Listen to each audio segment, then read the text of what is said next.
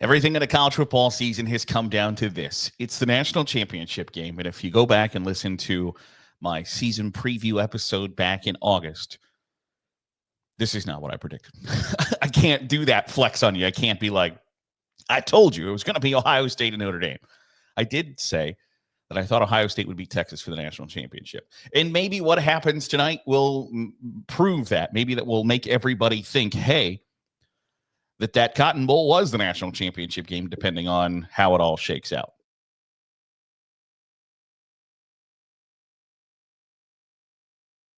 Because we've done that before with the Peach Bowl, when Georgia just beat the doors off of TCU and they beat Ohio State at the very end of the game with a missed field goal.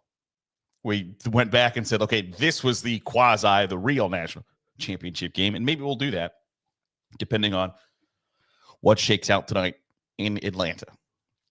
I saw a comment from one of the discussions that we had that somebody had argued that Notre Dame has a puncher's chance and that there's not very many multiple paths to victory for the Fighting Irish, because I said that there are, and they disagreed. And I disagree I think that there are multiple paths to victory for each side. Now, does Ohio State have probably a little wider margin of error in that one? I think so.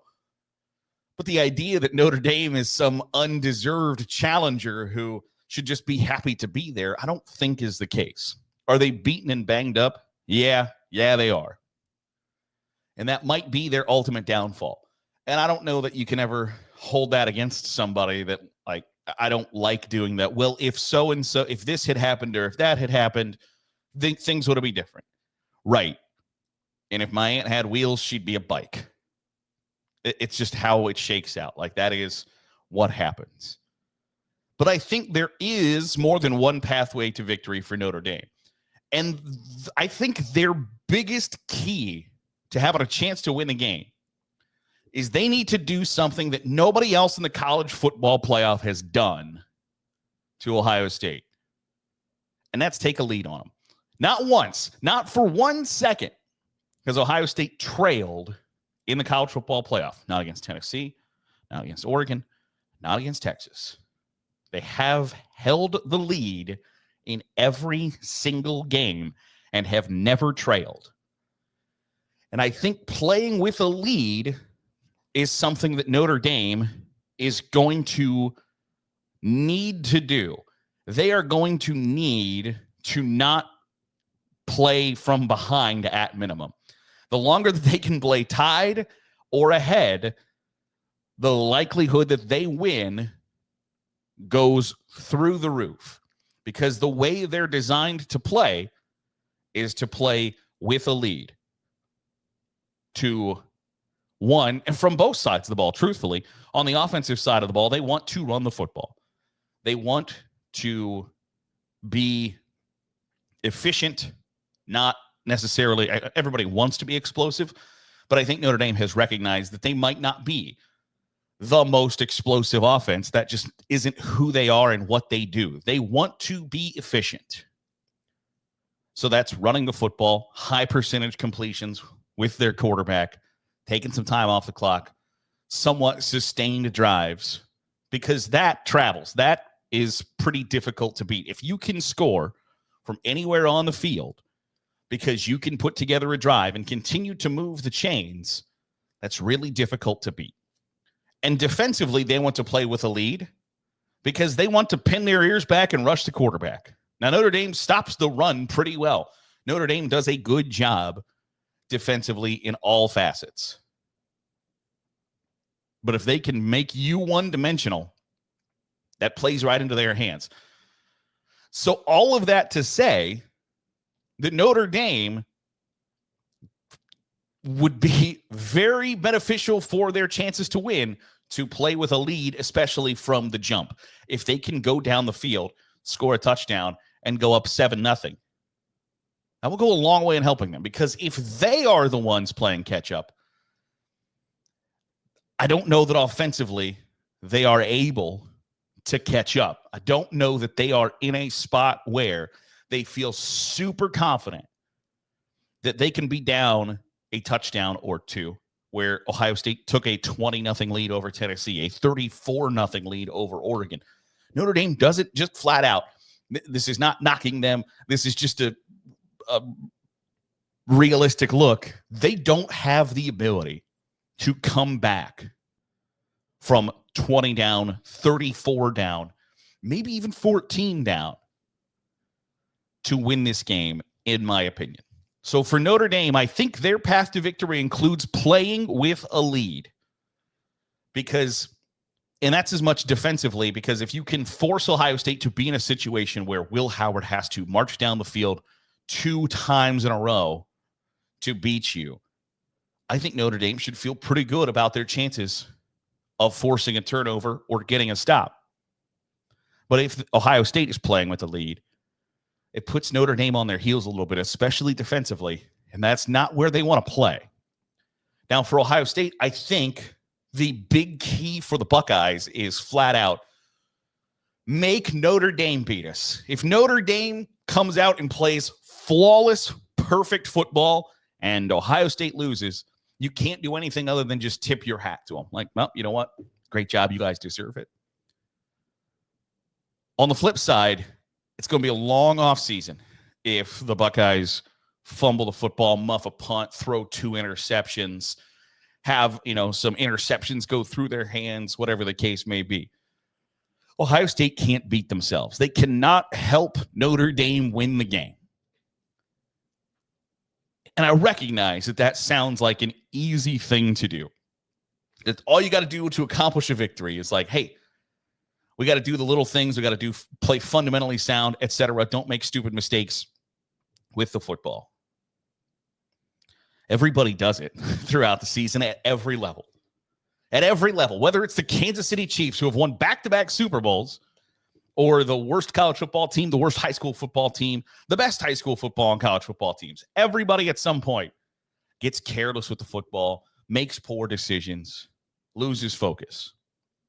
It just can't happen on this stage, at this stage of the season. And so I would feel pretty confident that Ohio State isn't going to be careless with the football, that Will Howard isn't going to throw interceptions. Now, the flip side of that is you also have to still be willing to put the ball where it needs to be. You can't be so worried about making a mistake that you don't take any chance. You don't attempt to let the ball leave your hand, that you just like, I'm just going to run it. You can't be that either, because that can be just as difficult to overcome. That can be just as stymieing offensively. But I think that's kind of like Ohio State is the favorite. I think they know the favorite, and I think Notre Dame knows that Ohio State's the favorite. And when you are the favorite, especially in a game like this, the one thing you can't contribute to is building momentum and confidence to your opponent. When you are the decided favorite, you cannot play into their hand. So Ohio State has to play their game, play their brand of football, and cannot make the mental mistakes, the drive-killing penalties, a false start, a hold on second down, turning the football over, muffing a punt, bad pass interference on 3rd and long. If Ohio State comes in and plays a high IQ game, which there's that age-old adage that teams take on the personality of their coaches, right? So Notre Dame plays with a somewhat quiet confidence.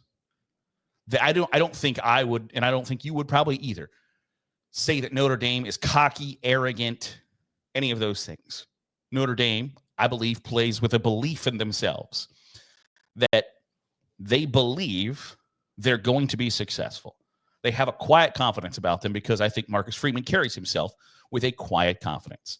I think Ohio State plays a high IQ brand and style of football, and their players have a high football IQ because Ryan Day has a high football IQ. And so having that high football IQ, when the mission is don't beat yourself, is a really good quality to have because you're keenly aware, you're cognizant of the mission is don't beat ourselves. How do we not beat ourselves? You don't need to have that necessarily completely explained in intricate detail for you because you play the game with a high football IQ. So I'm really intrigued by the matchup because I think, and while I've said, I think Ohio State is the favorite and has to just flat out avoid beating themselves, I still think it's an interesting game tonight.